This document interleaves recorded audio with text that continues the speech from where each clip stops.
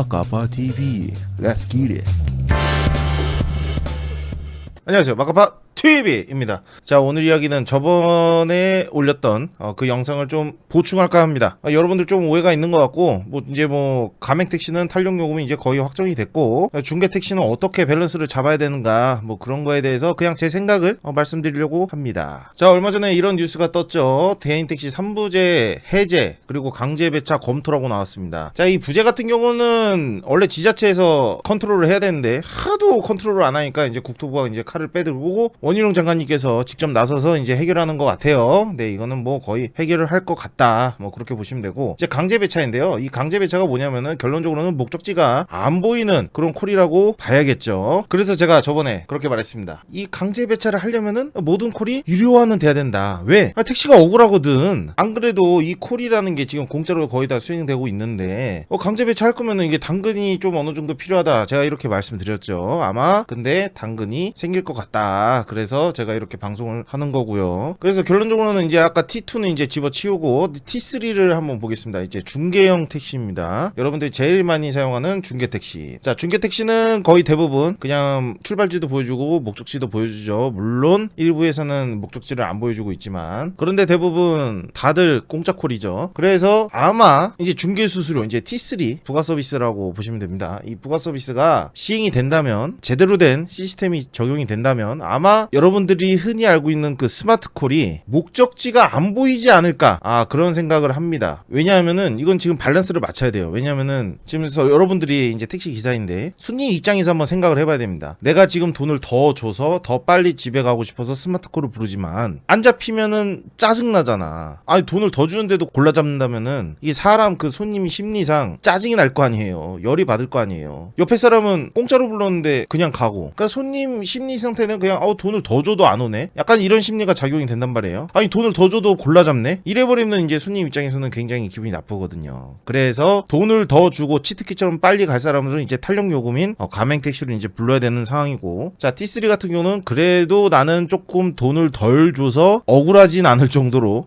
그냥 기사님께 목적지 정도는 안 보여줬으면 좋겠다, 이런 이제 심리가 발동될 확률이 가장 높은데, 결국에는 그겁니다. 공짜로 부르는 사람은 앞으로 이제 불편해질 거고, 돈 주고 부르는 사람은 덜 억울하게 만드는 것이 이 T3의 주요 정책이지 않을까, 저는 그렇게 생각합니다. 그렇게 만들어야 되고요. 그리고 기사님들 입장에서는 목적지가 보이면 혜택이 없고, 목적지가 안 보이면은 혜택을 줄 수 있는 그런 시스템으로 가야 된다고 저는 생각을 하고 있습니다. 그래서 목적지가 안 보이는 것은 중개 수수료, 즉 콜비가 있는 콜을 수행하지 않을까, 그런 생각이 들고 있고, 그렇게 가야 서로 열받는 일이 없을 것으로 저는 생각이 됩니다. 하도 택시기사들이 골라 잡는다고 하니까, 그럼 골라 안 잡을 테니까 돈 더 주세요, 이 마인드로 가야 된다고 저는 보고 있고요. 그거에 대해서 좀 내용을 보면은 여기 또 나와 있습니다. 네, 이건 기사가 이제 자꾸 이제 여기저기 이제 막 혼동이 되는 기사가 많은데, 그나마 좀 덜 혼동되는 기사를 제가 가져왔습니다. 타입3 택시에도 아까 말씀드렸죠. T3. 네, 이게 T3예요. 우리 여러분들이 하는 중개, 거기에 대한 부가 서비스가 T3다. 이게 스마트콜이 될 수도 있고, 다른 반반 로켓콜이 될 수도 있습니다. 타입3 택시에도 탄력요금제 적용과 함께 강제 배차를 적용하면 손님 골라 태우기를 줄일 수 있을 것으로 보고 있다 라고 하지만, 이 강제 배차라는 게 솔직히 굉장히 어려운 거죠. 사실상 T블루도 강제 배차가 있지만 그래도 거절은 할 수 있습니다. 네, 그건 다 아실 거예요. 완전 강제 배차가 될 수는 없습니다. 이게 왜냐하면은 당연히 그렇게 만들어야 되는 게 정상이죠. 거절 버튼이 있을 수밖에 없는 그 시스템을 만들어내야죠. 그래서 아마 타입3가 간다면 콜비가 있는, 즉 부가 서비스 이용료가 있으면은 목적지가 안 보이게끔 만들 가능성이 가장 높다.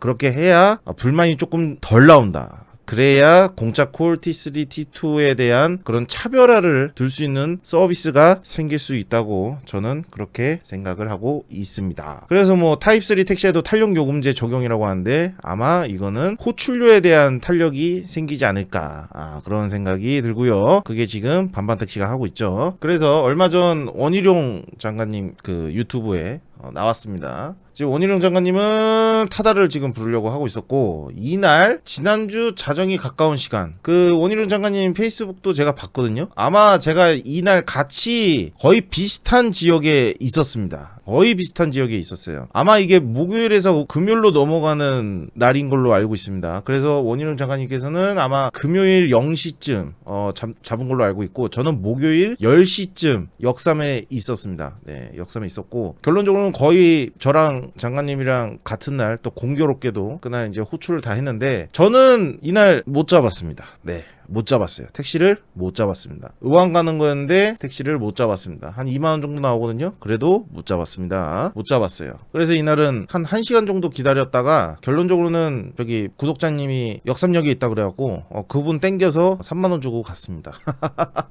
집에는 가긴 갔다. 정말로 못 잡아요. 지금 뭐 빈차 택시대란 뭐 책임져라 뭐 이런 개 쌉소리 하는 새끼들이 있는데, 네가 가서 한번 잡아봐. 못 가 집에.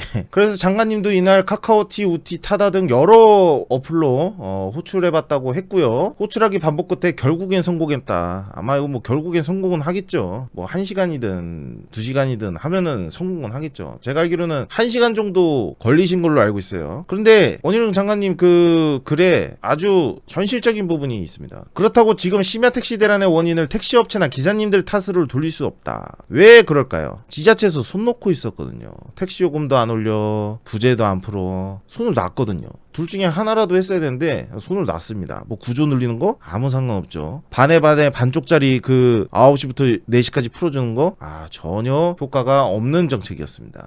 그렇게 택시업계에서 절대로 쓸데없는 짓이라고 말해도 그렇게 했죠. 심야에 더 많은 택시가 거리로 나올 수 있고, 더 많은 시민들이 불편 없이 택시를 잡을 수 있도록 탈용요금제를 포함해 서로 윈윈하는 방안으로 시민들과 기사님들께 의견을 구해보겠습니다 라고 마무리를 하셨습니다.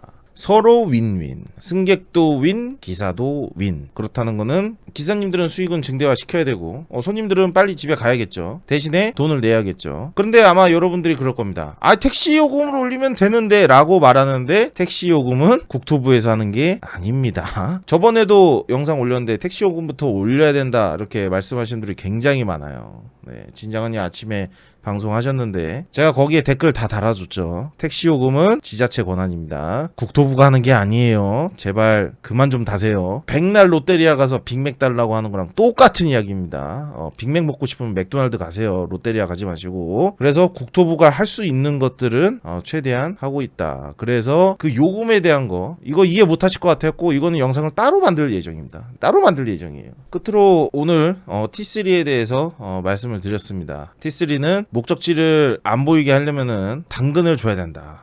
저는 그렇게 생각을 하고 있고요. 그 당근도 뭐 1,000원, 2,000원 이거 안 됩니다. 기사한테는 최소 3,000원 정도 시작할 수 있는 금액부터 나와야 돼요. 그리고 아까 탄력적으로 했으니 이게 뭐 얼마까지 올라갈지 모르겠어요. 제 생각에는 한 5,000원까지 가지 않을까 뭐 그런 생각하는데, 3,000원에서 5,000원 유동적으로 이렇게 움직일 수 있게 만들어놔야 됩니다. 물론 기사님들한테 돌아오는 돈이 그렇게 돼야 된다는 거예요. 수수료 다 띄고 수수료 다 띄고 그 정도는 들어와야 된다. 그래야 T3도 효과가 있을 것이다. 저는 그렇게 생각을 하고 있습니다. 그래요. 이제 결론적으로는 지자체 단체장들에게는 충분한 시간을 줬다고 생각합니다. 충분한 시간을 줬는데도 불구하고 이거를 손 놓고 바라보는 단체장들 때문에 국토부 장관이 직접 나서서 해결하는 모습 한번 지켜보시고, 저도 굉장히 잘 지켜보고 있습니다. 그리고 저렇게 국토부 장관님께서 직접 가갖고 뭐 버스 타고 택시 타고 이런 장관 없었어요. 진짜 뭐 쇼하는 게 아닙니다. 정말 어려운 건지 한번 지금 보시려고 하는 것 같아요. 그래서 국토부는 국토부대로 최대한 여러분들에게 도움을 드릴 수 있도록 그런 정책을 하고 있다. 이렇게 전해드리고 싶습니다. 다음 이야기는 택시 요금은 누구한테 있을까요? 라는 주제로 찾아뵙겠습니다. 감사합니다. 마카파 TV 였습니다. 개인택시 공제보험을 하기 싫고 사보험으로 하고 싶으신 분들, 개인택시 공제보험 사고 이력이 많아 보험료 폭탄으로 인해 사보험으로 바꾸실 분들, 김진영 팀장님께 연락을 하셔서 가입 상담을 받아보시기 바랍니다. 개인택시 사보험 이야기는 소정의 금액을 받아 유료 광고로 진행되었습니다. 구독과 좋아요는 나의 힘이 됩니다. 다 보시고 나서 무조건 눌러주세요. 월 990원으로 후원하는 가입 버튼 있어. 무조건 누르는 건 아니지만 부탁해요.